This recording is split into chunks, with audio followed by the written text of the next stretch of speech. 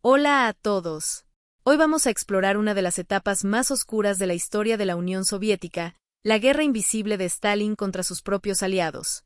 Veremos cómo la paranoia de un líder poderoso llevó a la persecución, la vigilancia constante y la eliminación de quienes alguna vez fueron sus compañeros más cercanos. Millones de personas vivieron con miedo, y decisiones secretas cambiaron para siempre la vida de toda una nación. Si quieres descubrir la verdad detrás de esta historia, suscríbete al canal y activa la campana de notificaciones para no perderte ninguno de nuestros videos. Empecemos esta historia sorprendente. Joseph Stalin, líder de la Unión Soviética desde mediados de los años 1920, vivía rodeado de un sentimiento que lo acompañó desde joven, la desconfianza. Para muchos, este rasgo parecía exagerado, pero para él era una forma de supervivencia. Desde sus primeros pasos en el movimiento revolucionario, Stalin aprendió que un aliado podía convertirse en enemigo en cuestión de horas. Los años de conspiraciones, prisiones y exilios en Siberia lo moldearon profundamente. Esa experiencia le enseñó que cualquier persona, incluso un compañero cercano, podía traicionarlo si las circunstancias cambiaban. Cuando llegó al poder después de la muerte de Lenin, esa desconfianza no desapareció. Al contrario, se volvió más fuerte. Stalin veía señales de peligro en todas partes. Si alguien hablaba demasiado, lo consideraba sospechoso. Si alguien mostraba ambición, lo veía como un competidor. Si alguien tenía una opinión diferente, lo interpretaba como un desafío directo a su autoridad. Con el tiempo, desarrolló la idea de que solo él podía proteger a la Unión Soviética de enemigos externos e internos. Esta visión justificaba, en su mente, todas las acciones que tomaría más adelante. Para controlar este mundo lleno de amenazas imaginadas y reales, Stalin creó una red de vigilancia que llegó a todos los rincones del país. No se trataba solo de espiar a opositores declarados, sino también de vigilar a personas aparentemente leales. Los miembros del Partido Comunista, los funcionarios del gobierno, los militares y hasta los amigos de Stalin eran observados de cerca. Nadie quedaba fuera.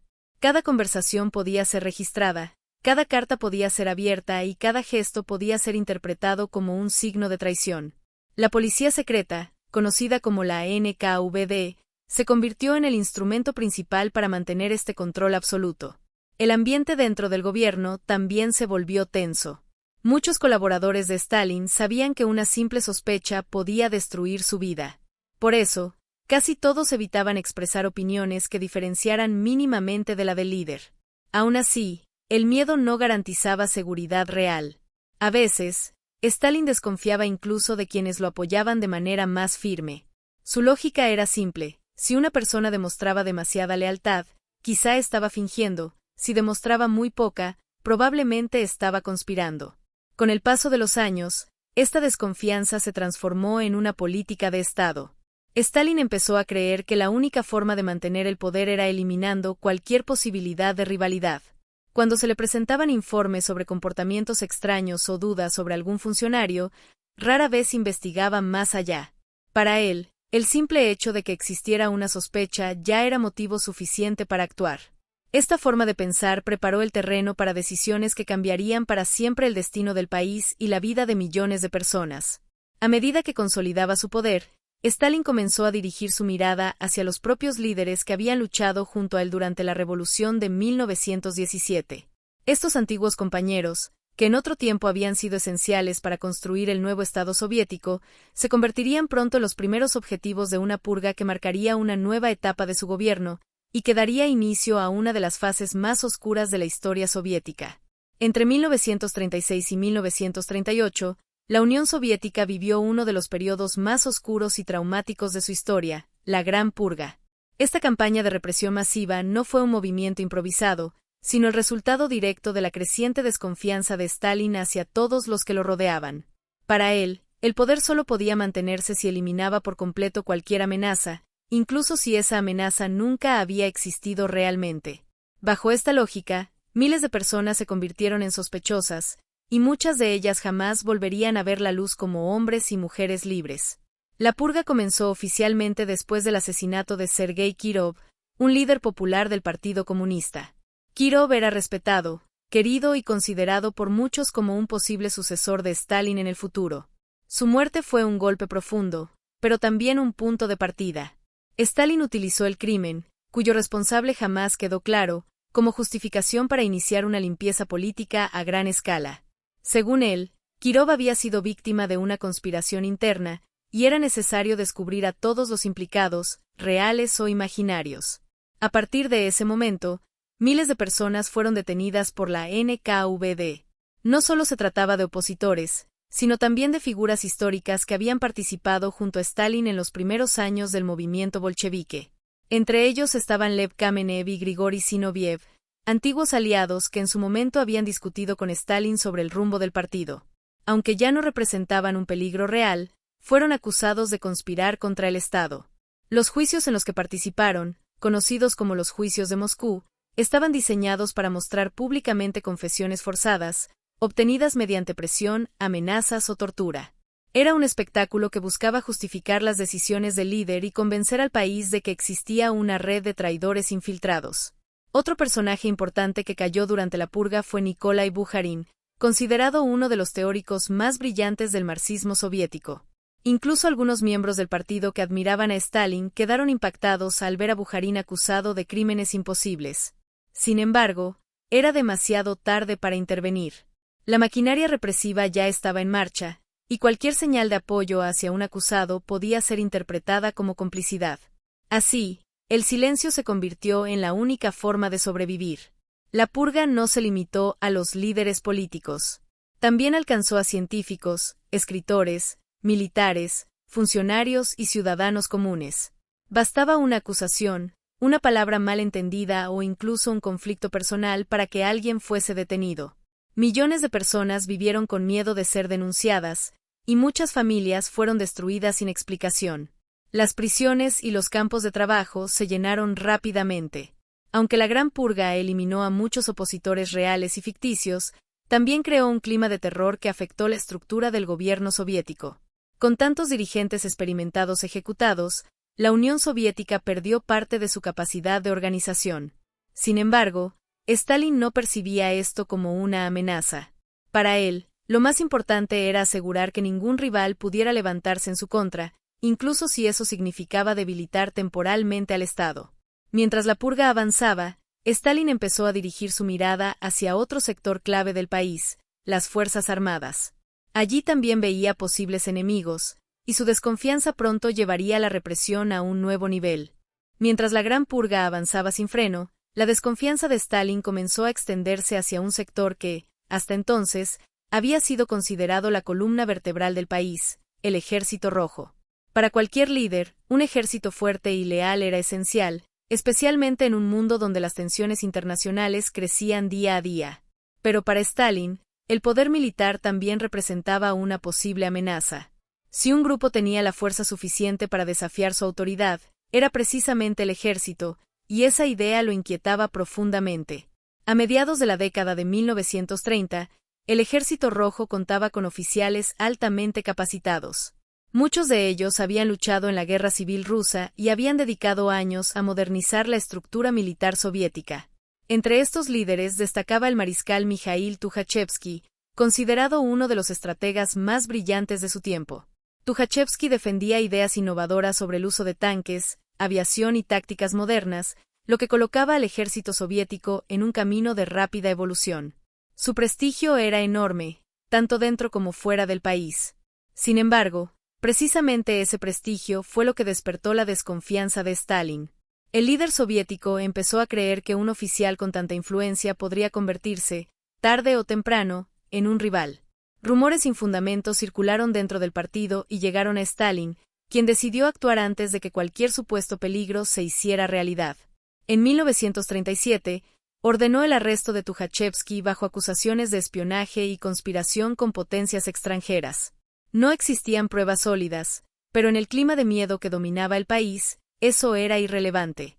La caída de Tukhachevsky marcó el inicio de una purga militar que alcanzó a miles de oficiales. Comandantes de divisiones, generales y especialistas fueron arrestados, interrogados y, en muchos casos, ejecutados. La mayoría era inocente, pero la lógica de Stalin era simple: si había una mínima posibilidad de traición, era mejor eliminarla. Así, gran parte del liderazgo militar experimentado desapareció en cuestión de meses. Muchos de los nuevos oficiales ascendidos para reemplazar a los ejecutados no tenían la misma preparación y experiencia, lo que causó un vacío que pronto se haría sentir. La purga en el Ejército Rojo debilitó seriamente la capacidad defensiva de la Unión Soviética. Cuando Alemania inició la Segunda Guerra Mundial en 1939, y especialmente cuando invadió la URSS en 1941, el país todavía enfrentaba las consecuencias de haber perdido a sus estrategas más preparados. Algunos historiadores sostienen que la falta de liderazgo contribuyó a las enormes pérdidas soviéticas en los primeros meses de la guerra. Aún así, Stalin nunca reconoció su responsabilidad. En su visión, lo importante era haber eliminado cualquier posible amenaza interna antes de enfrentar las externas. El miedo de Stalin hacia el ejército también fortaleció su dependencia de la NKVD, que continuó vigilando de cerca a los soldados y oficiales. Esta presencia constante generó un ambiente tenso dentro de las Fuerzas Armadas, donde cualquier palabra mal interpretada podía resultar fatal. Aún así, la desconfianza del líder no se detuvo en el ámbito militar. Después de purgar a los oficiales de alto rango, Stalin volvió su atención hacia otro espacio crucial para mantener el control del país, la vigilancia absoluta dentro del gobierno y de cada institución soviética. A medida que la desconfianza de Stalin crecía, el aparato estatal soviético comenzó a transformarse en una enorme red de vigilancia. La NKVD, la policía secreta del régimen, se convirtió en los ojos y oídos del líder. Su poder era tan grande que ninguna persona dentro del gobierno podía sentirse segura. Stalin confiaba más en informes secretos que en la palabra directa de sus colaboradores, y esta práctica convirtió la vida política soviética en un ambiente lleno de tensión constante. El trabajo de la NKVD no se limitaba a perseguir enemigos declarados o a investigar conspiraciones reales. Su función principal era observar, registrar y reportar cualquier comportamiento considerado sospechoso. Conversaciones privadas entre funcionarios, comentarios durante reuniones, expresiones faciales e incluso silencios prolongados podían terminar en un informe enviado directamente al despacho de Stalin.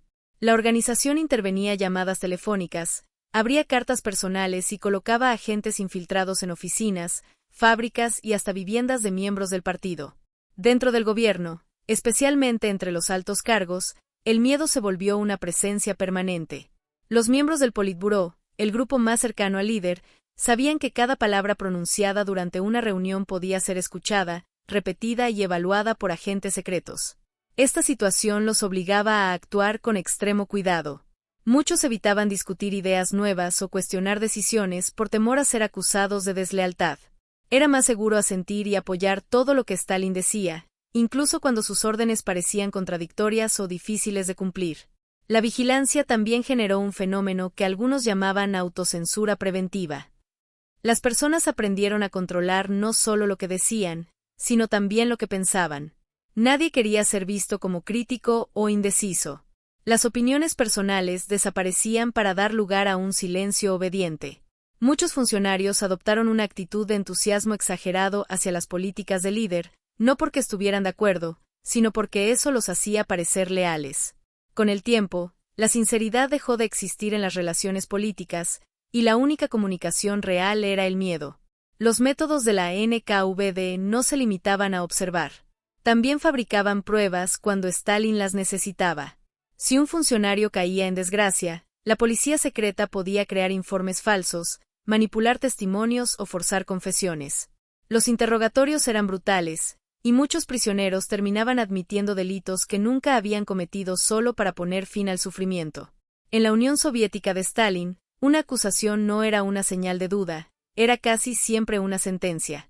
Este sistema de vigilancia total no solo mantenía a los funcionarios bajo control, sino que también reforzaba el poder personal de Stalin.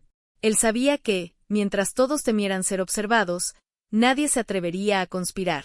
Pero esta estrategia tenía un costo. La creatividad, la iniciativa y el trabajo independiente desaparecieron de la vida gubernamental. Las decisiones importantes se basaban más en el miedo que en el análisis racional, y eso afectaría el funcionamiento del país en los años siguientes. Aún así, la obsesión por el control no se detuvo en las fronteras soviéticas. Stalin también desconfiaba profundamente de los líderes comunistas de otros países, y esta paranoia abriría una nueva etapa en su guerra invisible, ahora dirigida hacia sus propios aliados internacionales. Mientras consolidaba su control absoluto dentro de la Unión Soviética, Stalin extendía su desconfianza más allá de las fronteras. Para él, no solo sus colaboradores internos podían ser una amenaza, también los líderes comunistas de otros países y los aliados internacionales eran posibles rivales o traidores en potencia. La paranoia del líder soviético no conocía límites. Incluso aquellos que llegaban a Moscú buscando refugio o colaboración podían terminar bajo sospecha, perseguidos por la NKVD y sometidos a presiones extremas. Durante los años previos y durante la Segunda Guerra Mundial, numerosos dirigentes comunistas extranjeros fueron arrestados al llegar a la Unión Soviética. Algunos provenían de países como Alemania, España o Francia, huyendo de regímenes fascistas o en busca de apoyo político. Sin embargo, en Moscú no encontraban seguridad.